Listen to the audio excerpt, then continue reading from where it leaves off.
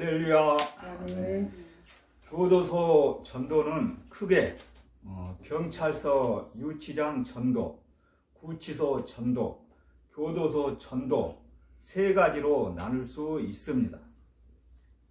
경찰서 유치장은 아직 죄가 확정되지 않은 용의자들이 집합하는 장소입니다. 그러나 이곳에 있는 사람들은 대부분 죄인 같은 마음을 가지게 됩니다. 이런 사람들을 방문하여 따뜻한 위로와 복음을 전해준다면 감동과 변화를 받게 할 수 있습니다. 구치소에 있는 수용자들은 일단 죄가 있다고 판단되어 검찰에 의해 조사를 받고 재판을 받기 위해 미결수들이 대기하고 있는 곳입니다. 교도소는 재판에서 선고받은 형이 확정되어 출소할 때까지 기결수들이 생활하는 곳입니다. 전국 구치소와 교도소에서 근무하는 기독교도관들이 이들을 찾아가서 기도해주고 성경책과 신앙 서적을 전해주어 읽게 한다면 수용되어 있는 기간 동안 수용자들이 하나님을 알게 될 것이고 그냥 흘러가는 시간들을 무료하게 보내지 않을 것입니다. 그리고 수용기간을 모두 마치고 출소하여 사회에 복귀하여 가족들을 비롯하여 사람들에게 소외당할 것을 우려하여 고민하는 이들에게 하나님의 새로운 계획을 일깨워 주므로 출소 후 주님 안에서 인생의 삶에서 기대와 소망을 가지게 할 수 있습니다. 그러나 구치소와 교도소 전도와 선교는 생각보다 매우 어려운 점이 많이 있습니다. 특히 시대가 변화되어 수용되어 있는 불신자들에게 주 예수 그리스도의 복음을 전파하는 것은 비록 기독교도관일지라도 개인적인 접촉이 매우 제한적이기 때문에 우리들은 계속적인 기도로 사랑을 표현하며 관심과 격려가 필요한 시점입니다. 이들은 교도소 내에서 더 많은 범죄를 계획하며 그들의 사악함을 드러내어 주위 수용자들을 더 나쁜 길로 인도하는 경우도 가끔은 볼 수 있습니다.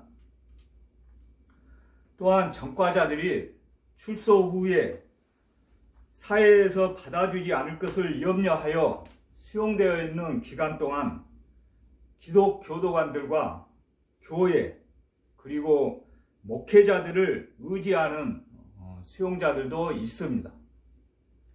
이렇듯 전국 구치소와 교도소에 수용되어 있는 수용자들은 사회에 있을 때보다 구치소와 교도소에 갇혀 있는 동안에 하나님을 찾는 경향이 매우 높습니다. 이렇기 때문에 이들이 수용되어 있는 황금어장에 우리는 그물을 쳐야 하겠습니다. 이 일들을 위하여 우리 기독교도관들은 불철주야 수용자 전도와 선교에 매진하고 있습니다. 오늘 말씀을 전할 본문에서 예수님은 한 가지 비유를 들려주셨습니다. 혼인잔치를 베풀고 사람들을 초청한 한 임금에 관한 이야기를 하셨습니다. 이 비유에서 잔치에 초대받아 택함을 입은 사람은 다름 아닌 죄인들이었습니다. 또한 누가복음 14장 21절을 살펴보면 가난하고 몸이 불편한 자, 이방인들이 혼인잔치에 초청받았습니다. 그러면 그들은 어떻게 택함을 받았습니까? 이 시간 생각해 보겠습니다. 오늘 말씀은 신약 마태복음 22장 1절에서 14절 말씀으로 청함을 받고 택함을 입은 자라는 제목으로 말씀을 나눌 때 함께 은혜 받는 시간이 되시기를 간절히 축원드립니다. 오늘 말씀은 크게 세 가지로 나누어서 전하겠습니다. 첫 번째는 본문 1절에서 7절을 중심으로 청함을 거절한 자들에 대하여, 두 번째는 본문 8절에서 10절을 중심으로 네거리 길에 대하여, 그리고 마지막 세 번째는 본문 11절에서 14절을 중심으로 택함을 입은 자들에 대하여 말씀을 전하겠습니다. 사랑하는 성도 여러분, 첫 번째는 본문 1절에서 7절을 중심으로 청함을 거절한 자들에 대하여 말씀을 전하겠습니다. 천국은 마치 임금이 자기 아들을 위해 베푼 혼인잔치와 같습니다. 잔치를 베푼 임금은 하나님이시고 이들 아들은 예수님입니다. 하나님은 이스라엘을 혼인잔치 천국에 초대하셨습니다. 본문 4절을 제가 읽겠습니다. 본문 4절을 제가 읽겠습니다. 다시 다른 종들을 보내며 이르되 청한 사람들에게 이르기를 내가 오찬을 준비하되 나의 소와 살찐 짐승을 잡고 모든 것을 갖추었으니 혼인잔치에 오소서 하라 하였더니 아멘. 그리고 임금은 소와 살찐 짐승을 잡고 모든 것을 준비하셨습니다. 유대의 잔치는 7일 동안 진행되기에 초대된 사람들은 7일 동안 잔치에 참여할 수 있는 여유로운 사람들입니다. 그들은 지주나 바리새인처럼 시간이 많은 사람들입니다. 반대로 매일 일해야 하는 품꾼이나 소장농은 오지를 못합니다. 그런데 초청받은 자들이 매우 안타깝게 초청을 거절하였습니다. 그래서 다시 다른 종들을 보냈는데 한 사람은 자기 밭으로, 또 다른 사람은 자기 사업하러 갔습니다. 심지어 어떤 자들은 종들을 죽였습니다. 이에 임금은 분노하였습니다. 그래서 그들을 진멸하고 동네를 불사릅니다. 이 일을 AD 70년 예루살렘이 파괴될 것을 미리 예고하였습니다.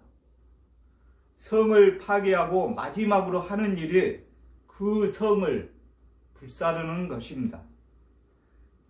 이것이 완벽한 심판을 말하고 있습니다. 하나님은 이스라엘을 택해 천국으로 초대하셨지만 그들은 거절했기 때문입니다.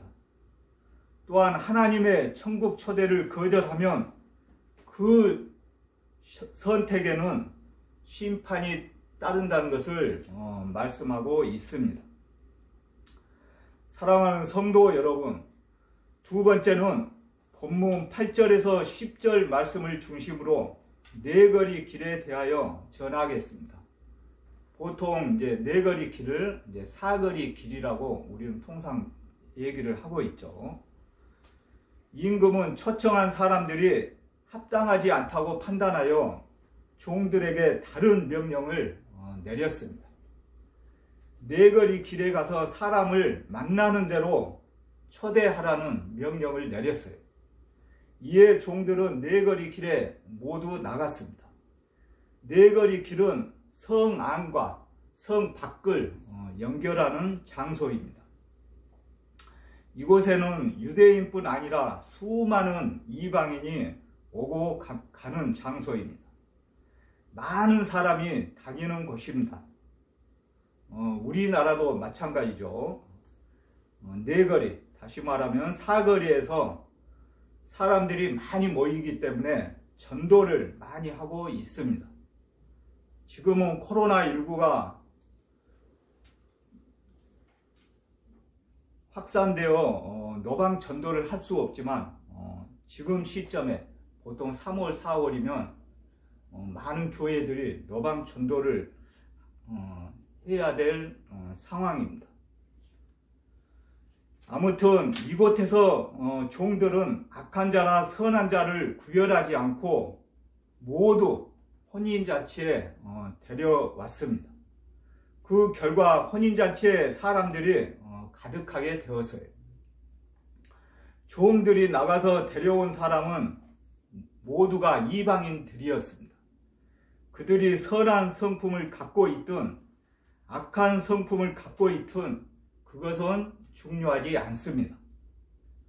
성품으로 구원받는 것이 절대 아니기 때문입니다. 구치소와 교도소에 수용되어 있는 수용자들도 마찬가지입니다. 비록 세상에서 죄를 짓고 죄인된 신분으로 살고 있지만 그들이 하나님을 믿고 진정으로 회개하고 하나님께 초청되어 택함을 받는다면 그들도 새로운 삶을 살 수 있습니다. 믿음으로 변화시키는 것은 오로지 하나님이 하시는 일입니다. 그러므로 내가 전도 대상자를 정할 때 그들의 성품을 보고 수용자 신분을 보고 그들이 믿을 자인지 믿지 않을 자인지 미리 판단하면 절대 안 되겠습니다. 우리는 최선을 다하여 초대만 하면 됩니다. 구원은 하나님의 일이기 때문입니다. 아멘. 사랑하는 성도 여러분, 마지막 세 번째는 본문 11절에서 14절 말씀을 중심으로 택함을 입은 자들에 대하여 전하겠습니다. 혼인잔치에 들어왔다고 해서 모두 택함받고 구원을 받는 것은 아닙니다. 그곳에서 먼저 택함을 받아야 합니다. 청함을 받는 사람이 가득한데 예복을 입지 않은 사람이 많이 있었어요. 고대 중동에서는 잔치가 열리면 초청된 사람은 예복을 입고 초청에 참가를 하였습니다. 고대 중동에서는 잔치가 열리면 초청된 사람은 예복을 입고 와야 했습니다. 예복이 없는 자에게는 잔치의 주인이 예복을 한 벌씩 주었습니다. 창세기 45장 22절 말씀을 제가 읽겠습니다. 창세기 45장 22절 말씀을 제가 읽겠습니다. 또 그들에게 다 각기 옷 한 벌씩을 주되 베냐민에게는 은 300과 옷 5벌을 주고. 아멘. 아멘. 이와 같이 예복이 없는 자에게는 잔치의 주인이 예복을 한 벌씩 주었습니다. 이 비유에서 예복은 하나님의 의를 상징하고 있습니다. 여기에서 예복은 하나님의 의를 상징하고 있습니다. 예복을 입지 않은 사람은 자신의 의를 자랑하는 사람입니다. 예복을 입지 않은 사람은 자신의 의를 자랑하는 사람을 말하고 있습니다. 그런 자는 결단코 택함을 받지 못하고 버림받는다고 하였습니다.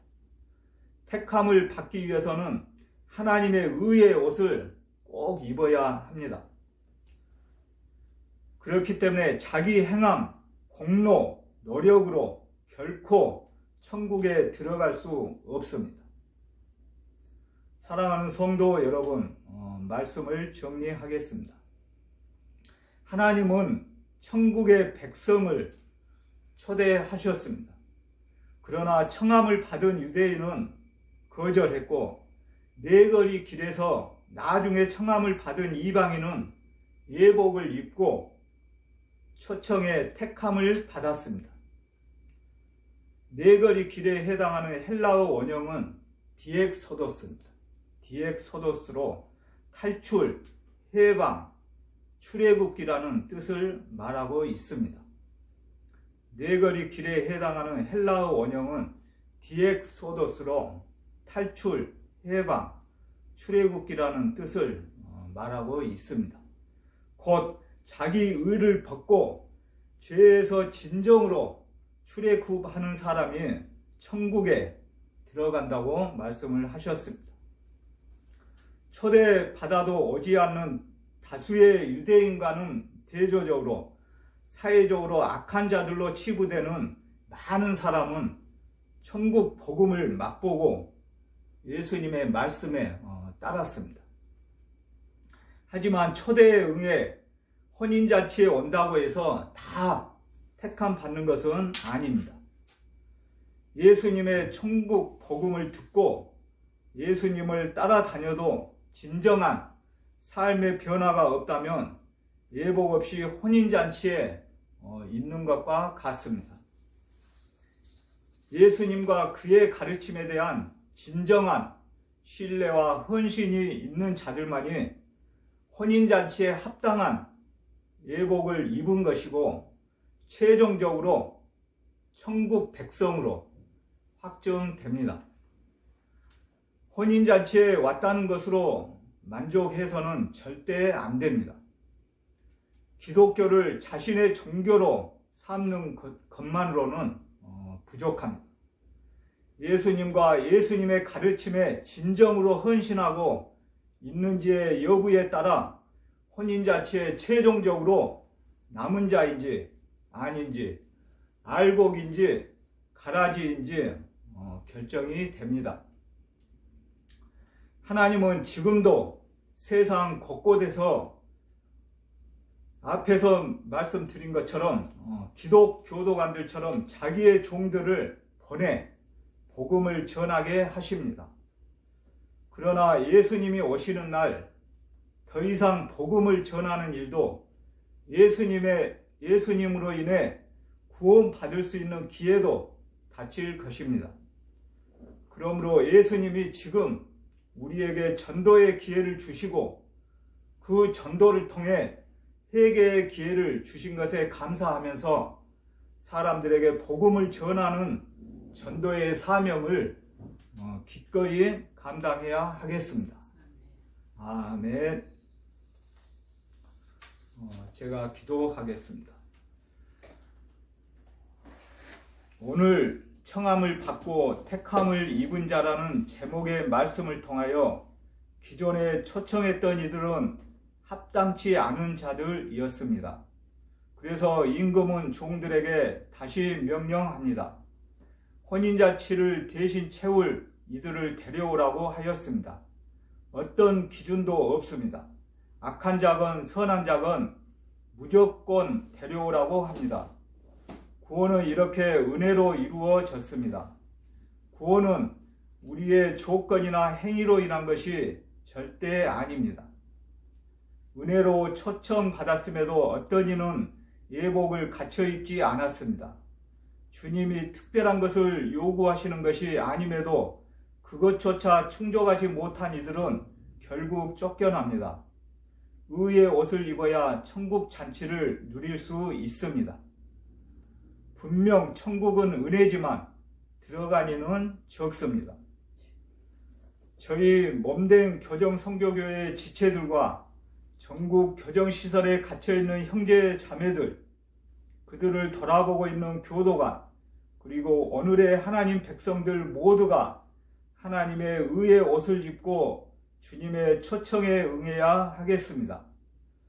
코로나19로 인하여 모든 민족과 세계 열방이 두려움에 떨고 있는 가운데 교정 선교교회 지체들 모두가 영적, 육적 건강을 유지하며 이렇게 함께 모여 예배 드릴 수 있도록 인도하여 주시니 감사드립니다.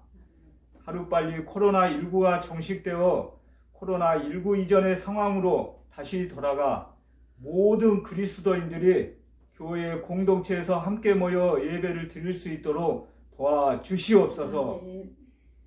특별히 하나님의 은혜와 섭리로 서울 동부구치소가 정상화 단계를 밟고 있습니다. 이번 코로나19로 인하여 모든 교도관과 수용자 그리고 그들의 가족들 모두가 자기 의를 벗고 죄에서 진정으로 출애굽하여 앞으로 천국에 들어가는 삶을 살아갈 수 있도록 인도하여 주시옵소서. 예수님의 이름으로 간절히 기도드립니다. 아멘.